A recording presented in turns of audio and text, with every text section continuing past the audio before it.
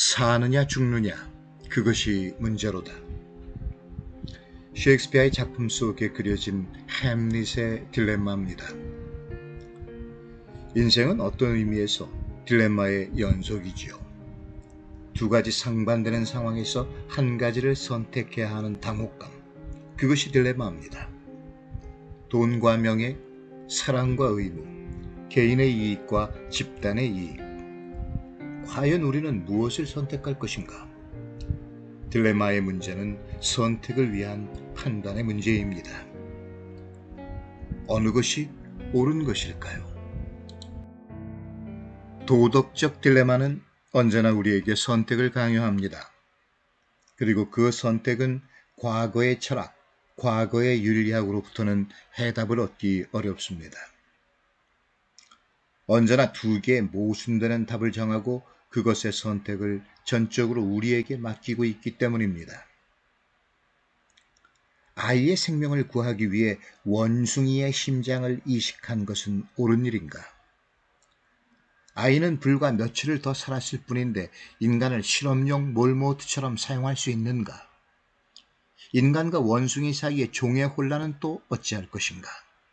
인간을 위해 동물들은 언제나 희생되어도 좋은 것인가? 프랑스 현대 철학자 오지앙의 딜레마라는 책에 나오는 이야기입니다. 오지앙은 또한 기게스의 반지라는 서양 철학의 고전적 딜레마를 소개하고 있습니다. 플라톤의 국가에 등장하는 글라우콘이라는 인물은 목동 기게스의 이야기를 들려줍니다. 목동은 우연히 자신을 사라지게 하는 마법의 반지를 발견합니다. 반지에 달린 보석을 돌려 자신의 모습을 보이게도 보이지 않게도 할 수 있었던 것입니다. 그는 마법의 힘을 얻게 되자 바로 궁전으로 들어갑니다. 그리고 왕비의 침소를 침범해 그녀와 정을 통합니다. 마침내는 왕을 살해하고 권력을 찬탈합니다. 글라우콘이 말한 반지는 무엇이든 할 수 있는 절대적인 힘을 의미합니다. 그는 이러한 힘을 얻었을 때 인간의 심성이 어떻게 변할 수 있겠는가를 질문합니다. 절대적인 힘과 그 힘의 부당한 사용에 대한 딜레마는 지극히 예언적입니다. 오늘날 원자력의 발견은 인류에게 새로운 에너지를 가져다 주었지만 그것은 또한 인류의 파멸 가능성을 높이고 있습니다. 과연 우리는 지구의 멸망을 초래할 수 있는 원자력의 개발을 계속해야 하는가? 인간은 원자력이라는 마법의 반지를 어떻게 사용할 것인가? 테세우스의 배라는 말이 있습니다. 그리스 신화에 나오는 표현입니다. 약 3300여 년 전 테세우스를 비롯한 아테네의 젊은이들이 괴물 미노타우루스를 물리치고 크레타 섬에서 타고 돌아온 배에 관한 이야기입니다. 아테네인들은 이 배가 썩어가자 낡은 널빤지들을 제거하고 새 목재를 그 자리에 바꿔가면서 무려 1000년을 보존합니다. 서기 1세기에 살았던 그리스 역사가 플루타르크는 이 배가 다른 조각들로 완전히 바뀌었다면 과연 그것은 같은 배인가? 라는 의문을 제기했습니다. 또한 17세기 철학자 토마스 홉스는 한 발 더 나아가서 버려진 본래의 낡은 널빤지들을 모아 또 하나의 배를 만든다면 어느 배가 진짜 테세우스의 배인가? 라는 새로운 의문을 던지기도 했습니다. 테세우스의 배 또는 테세우스 패러독스라는 표현은 하나의 물체가 그것을 구성하는 부품이 모두 바뀌어도 그것이 사실상 같은 물체냐 하는 역설적인 질문을 일컫는 말입니다. 이 역설은 우리에게 또 하나의 딜레마와 마주치게 합니다. 테세우스의 배가 우리의 두뇌에 적용된다면 나라는 존재에 대한 심각한 의문이 제기될 것입니다. 인간의 뇌가 낡아서 이를 구성하는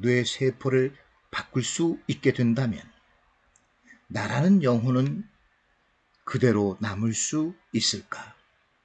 나는 여전히 같은 나일까? 오늘날의 과학은 과거 신의 영역으로 여겨졌던 생명체의 합성에 근접하고 있습니다. 언젠가 뇌세포를 합성해내는 것이 가능해지면 인간은 병들거나 늙어가는 뇌세포를 바꾸어 나갈 것입니다. 그리고 테세우스의 배처럼 전혀 다른 세포로 이루어진 나 자신을, 나의 영혼을 발견하게 될 것입니다. 이래도 되는 것일까요? 딜레마에 빠진 인간은 언제나 선택의 순간 오류를 저지르기 쉽습니다. 하나의 범죄에 연루된 두 죄수 이야기가 있습니다. 경찰은 유죄를 입증할 충분한 증거를 가지고 있지 못합니다. 그래서 그들을 분리 취조하면서 거래를 제한하지요. 만약 한 명이 상대를 기소하는 데 유리한 증언을 하고 다른 한 명이 침묵을 지키면 밀고 한 자는 풀려나지만 침묵을 지킨 공범자는 10년형을 받습니다. 둘 다 침묵하면 1년, 둘 다 자백하면 각각 5년형을 받습니다. 대부분의 경우 죄수들은 폭로를 택하고 5년형을 받습니다. 죄수의 딜레마라고 불리는 것입니다. 상대에 대한 의심과 이기심의 결과입니다. 치킨 게임이라는 것도 마찬가지입니다. 1955년에 제작된 제임스 딘 주연의 이유 없는 반항이라는 영화에 나와서 주목을 끌었던 황당한 게임입니다. 각자 자신의 차를 타고 절벽을 향해 달리다가 가능한 한 마지막 순간에 차에서 뛰어내리는 게임입니다. 먼저 차에서 뛰어내리는 사람이 겁쟁이이고 게임의 패자가 됩니다. 둘 다 자신의 자존심을 지키려면 공멸하는 수밖에 없습니다. 딜레마는 언제나 선택의 오류를 초래하기 마련입니다. 텍사스 대학 오스틴 캠퍼스의 종신 철학 교수였던 폴 우드러프는 자신의 저서 아이아스의 딜레마에서 고대 그리스의 신화에 나오는 오디세우스와 아이아스 사이의 갈등에 대해 언급합니다. 트로이 전쟁이 막바지에 접어들었을 때 죽은 아킬레우스의 갑옷을 누가 차지하느냐를 놓고 오디세우스와 아이아스가 경쟁합니다.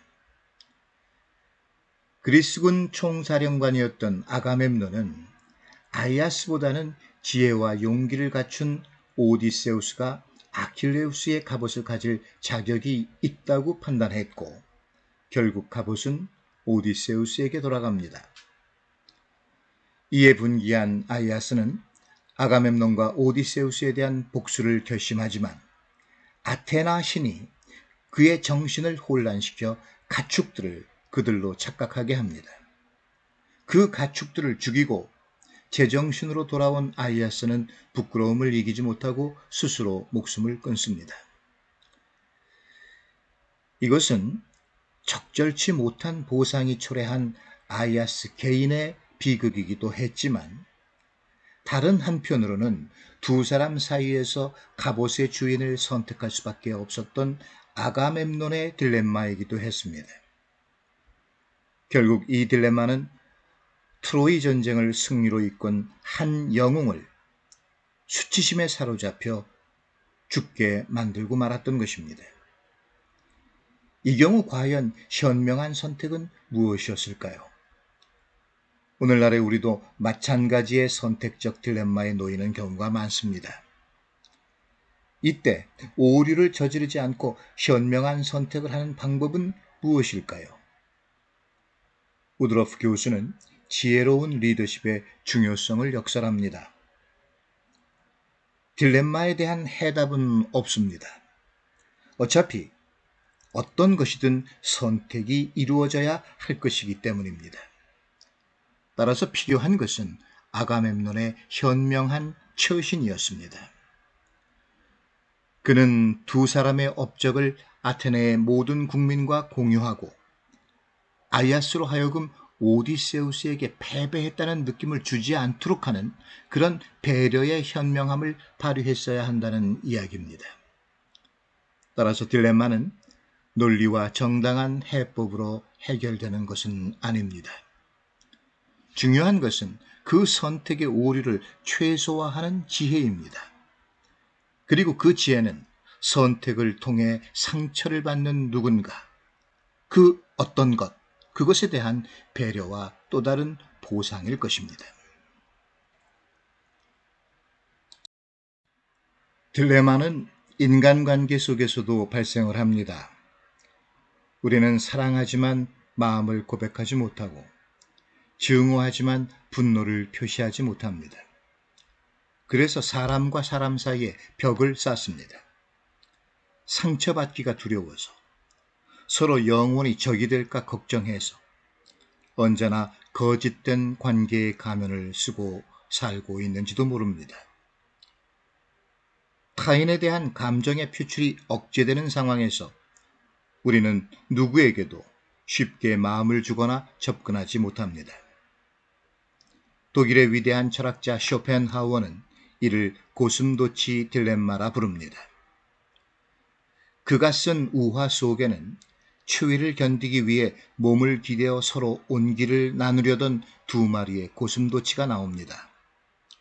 그러나 그 둘은 너무 가까워지면 서로의 침에 찔리고 서로 너무 떨어져 있으면 추위를 견디기가 어려웠습니다. 두 마리의 고슴도치는 오늘의 우리와 너무도 닮아 있습니다. 그렇게 우리는 추워도 서로의 침에 찔릴까봐 다가서지 못하는 고슴도치가 되고 맙니다. 그리고 이 어색한 관계 속에서 서로를 멀리합니다. 미국의 환경운동가 마이클 폴란은 잡식동물의 딜레마라는 자신의 저서에서 인간은 무엇이나 먹을 수 있음으로 해서 오히려 음식과 관련된 위험에 노출되어 있고 먹을 것을 발견할 때마다 과연 그것을 먹을 것인가에 대한 딜레마에 빠지게 된다고 합니다. 행복한 고민일까요? 오늘날 우리는 과학기술의 발전을 통해 얻은 유례없는 풍요를 누리고 있습니다.